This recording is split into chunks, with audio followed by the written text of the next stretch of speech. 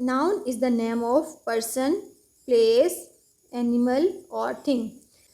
Noun basically name को कहते हैं, किसी भी शख्स का, जगह का, जानवर का या चीज़ का।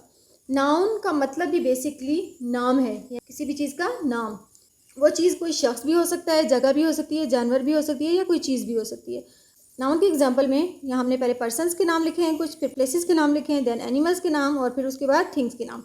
पर्सन में हमारे पास है Ali, doctor, mother, policeman. Noun जो है किसी प्लेस का नाम भी हो सकता है, जैसे कि स्कूल, हॉस्पिटल, अस्पताल, बैंक, होम। नाउन किसी एनिमल का नाम भी हो सकता है, जैसा कि कैट, बिल्ली, एलिफेंट, हाथी, टाइगर, चीता, क्रोकोडाइल, मगरमच्छ।